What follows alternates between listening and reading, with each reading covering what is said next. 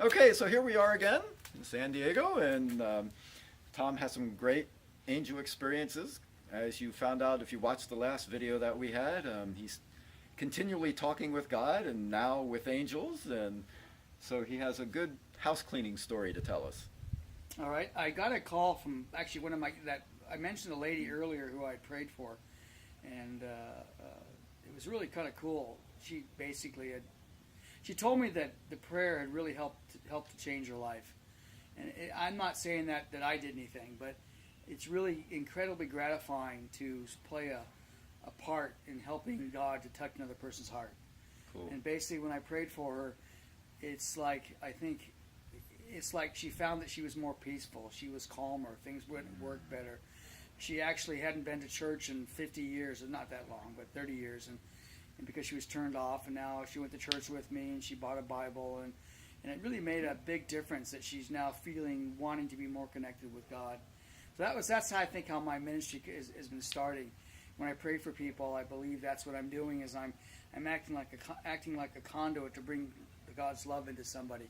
So I'll pray for 15, 20 minutes, sometimes a half an hour or more for someone, and I just put my hands on their shoulders, and then basically just visualize love, and I can feel the Holy Spirit flowing through me. It feels like pulses sometimes, real intensely, and oftentimes people, especially believers, will have supernatural experiences. I've had them feel warmth, or have some healings, or had visions, or a sense of peace and calm or love. It's really miraculous to see when God will touch someone.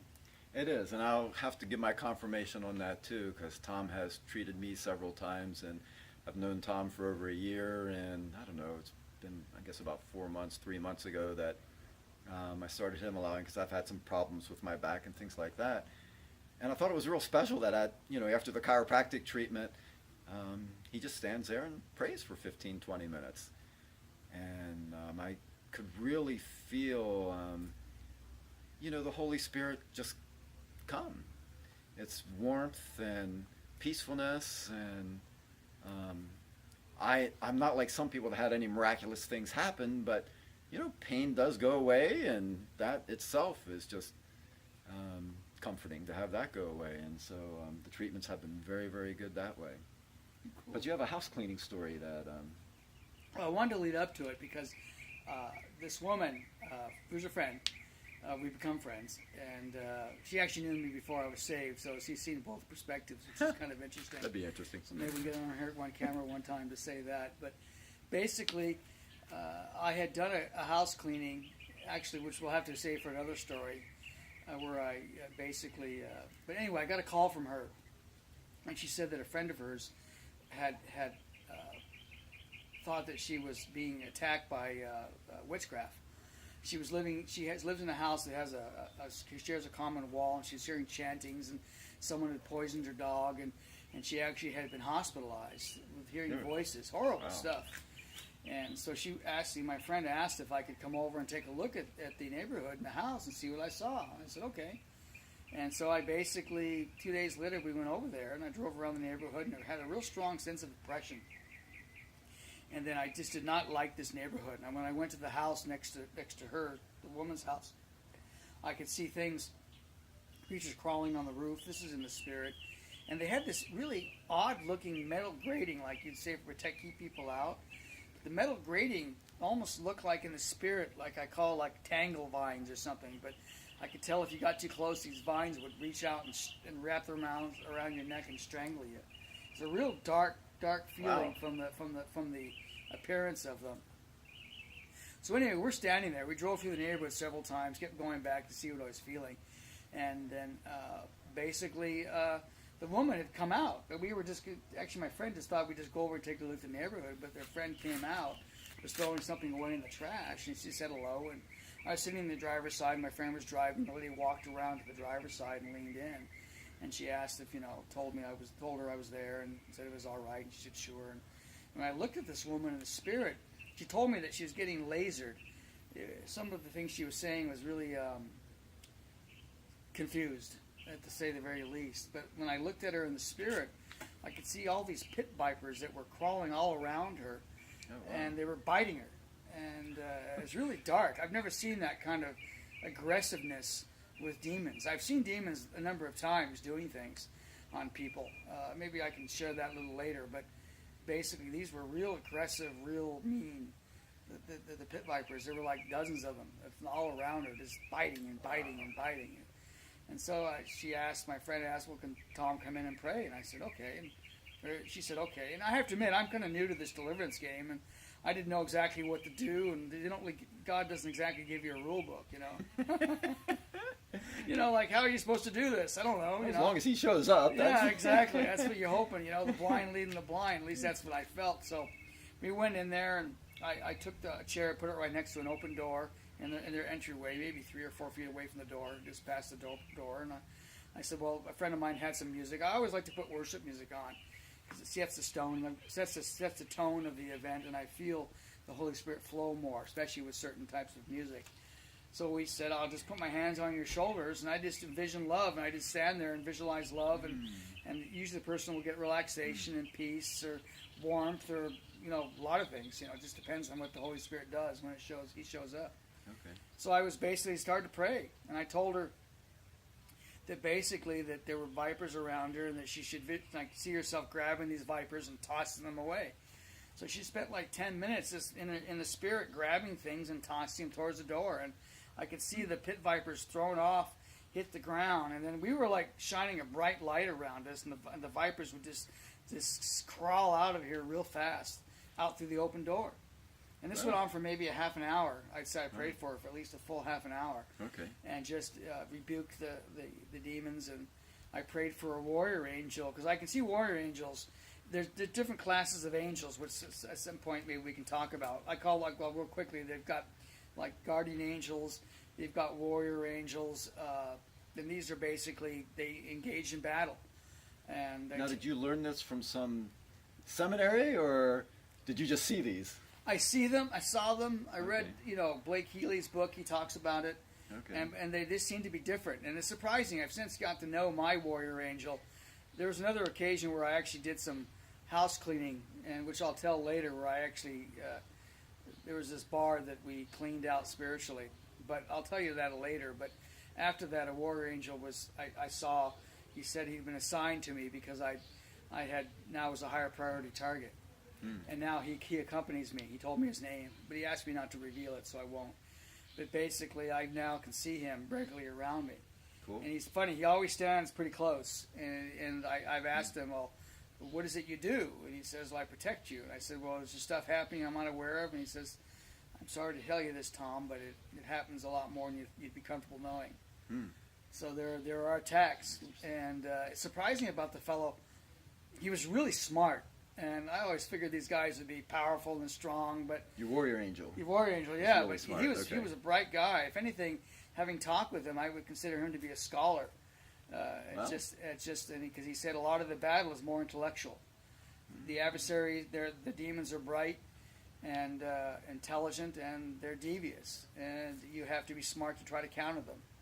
Because it's really all about persuasion, it's about persuasion, that the dark side is trying to move you away from God, trying to discredit God, get you to blame God or not trust Him, or to be angry at Him, and that's what they do. They whisper in your ear in a literal sense. And I've actually heard it. One part of my gifting, my voice, if I quiet my mind, if I'm going through some frustration times, I can actually literally hear them whisper to me. And sometimes I've seen other people where I can actually look at the person, see the demon around them, and hear what the demon's saying to them. And it's funny. It's surprising. Wow. For those people. The closest thing that I could think of theatrically would be Lord of the Rings. If you remember Grima Wormtongue, and he's standing there and whispering into the king's ear, and the king is dark and depressed and confused. That's what it's like. It's very insidious. They literally whisper. They'll take a kernel of truth or kernel of your emotion that you're experiencing, and they blow it out of proportion. And you think it's your emotion. And they'll try to, like I said, it's about to move you away from God, and the angel's job is to counter it. But it's a hard job, because basically it's easier to believe negative things than it is positive things. Just look at the news. And how do you as a human being help the angels battle that? Well, I am the angels, I have a pretty direct communication, and I've gathered this is unusual. So the angels basically, you mean with me personally? Is that what you mean? Well, both angels and us. Well, sometimes when I'm with patients, angels will ask me to say things to them, and I'll just relay what they say, words of encouragement, attitudes they're doing. It's surprising. A lot of things that supernaturally that I hear are just not that just. They're not life. They're not like words from God where it's so amazing, but they're edification. They're making you feel better about yourself. They're warning you about attitudes, maybe trying to bring to surface hidden fears and doubts that you have that affect your decisions by their unfelt presence. Yeah. And what the angels try to do is just bring those hidden fears and motivations to the surface so they can be part of your decision-making process. I know in my life what's really helped is, just having that confidence in God that He's willing and able to help us. And that any of these feelings that are coming across to me, like sometimes depression, sometimes I'm just feeling, just different feelings that I don't want to feel. And I used to just thought that they were just feelings. But I'm learning that they are feelings, but they're instigated from the dark side. And that if I just tell them, hey, I don't want you anymore, get out of here, and angel, get rid of them for me, and God, Holy Spirit, get rid of them, that helps tremendously a lot of times. Tell them about the authority that you've learned. I have learned a lot through who we are really in God's standing.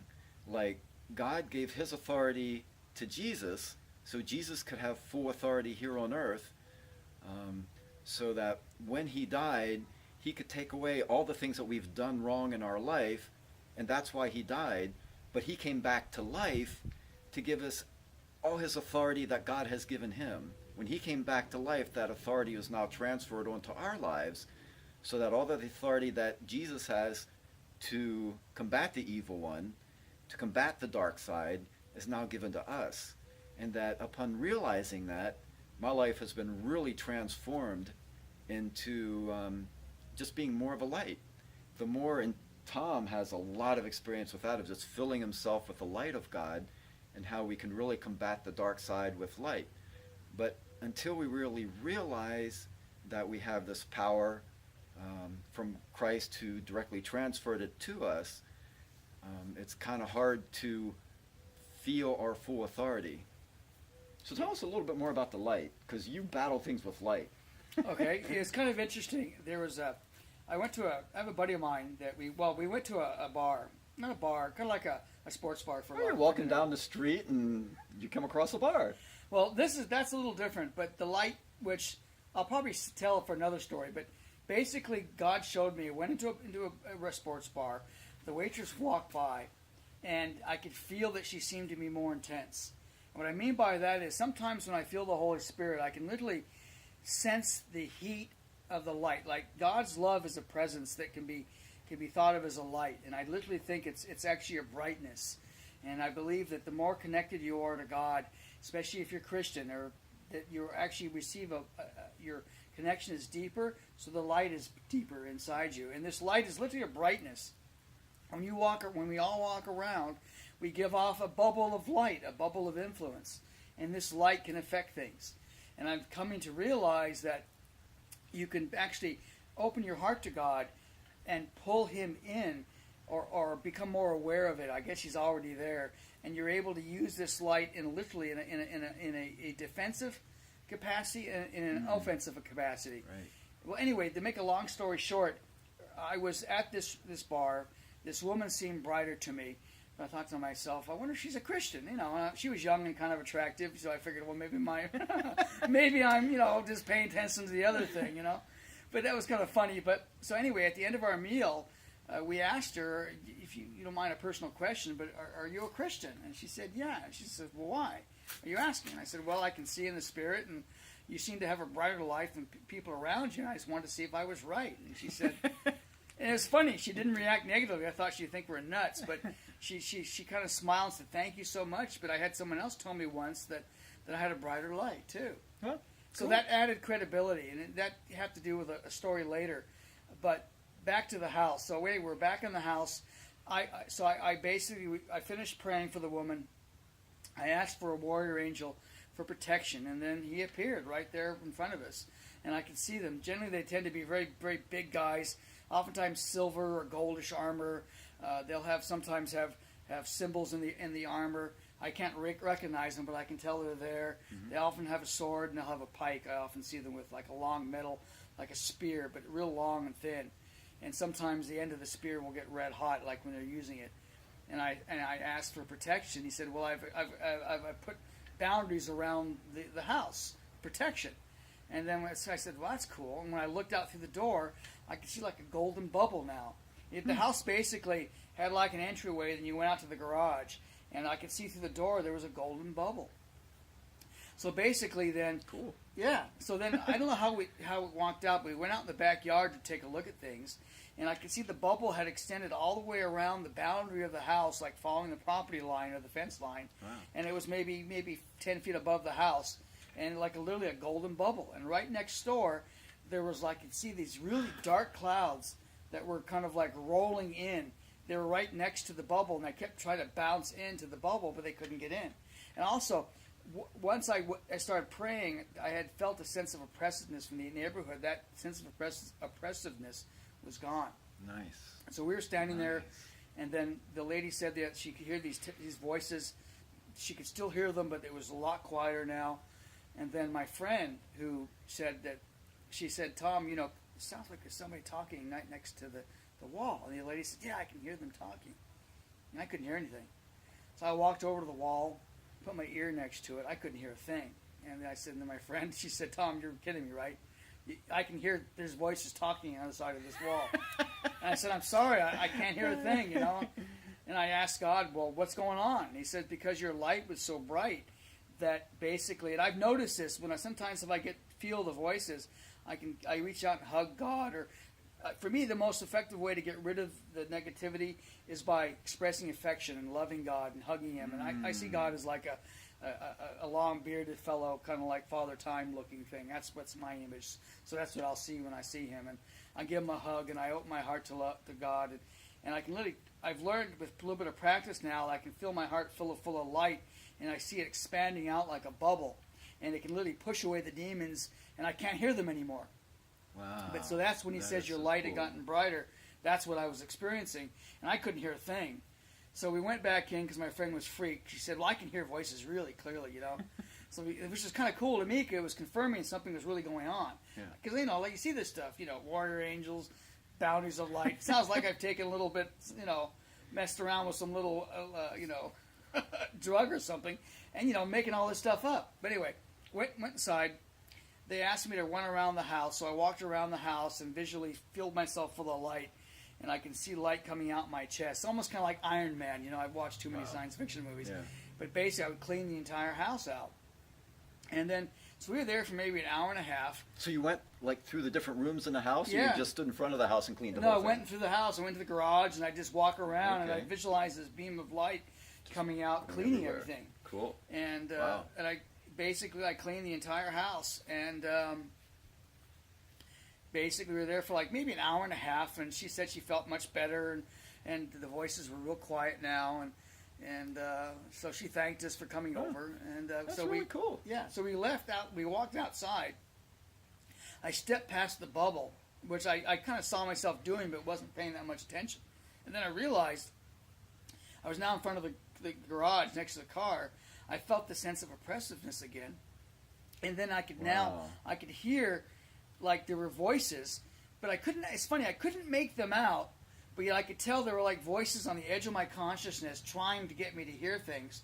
But now I could hear them. And then when we got in the car, my friend, she said I could hear the voices, and still could hear them, but I couldn't. And it was funny, but once I stepped out of that boundary, the protective bubble boundary, I could feel the oppressiveness of the neighborhood. I could feel a sense of anxiety, or a sense of just evil boding. It's hard to describe. It was wild to confirm this. Well, let's go back to, because I want to end this because we're losing light here. But you said that one way you really envelop this light is just you imagine hugging God, and embracing His light and letting His light flow through you. How exactly was that again? Basically, Just that's, as a review. yeah, I mean, for me, I express affection. I tend to be a very affectionate person, so I will hug God and see myself I love hugging Him, that. and literally, or feel Him hugging me, or just and feeling warmth and protected, and basically, I just learned to like feel it in my heart, and it's just like you can actually, the amount of light you have, you can actually expand it out.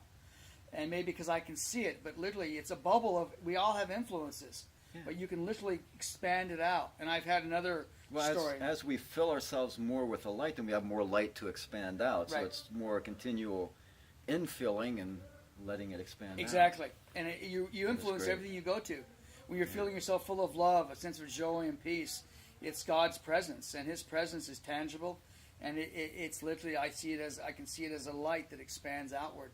And you can, I think, if you really work on feeling yourself full of love and joy, for me, it's taken effort to try to open my heart to God, but I've gotten better and better at it.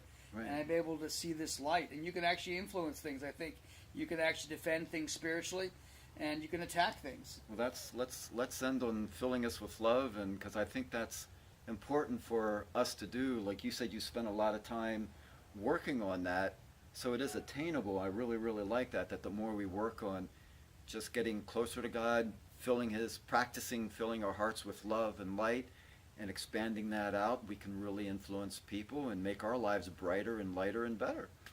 So thank you so much for listening and watching, and more stories to come. Hey, thanks, Mark. Appreciate that. Yeah.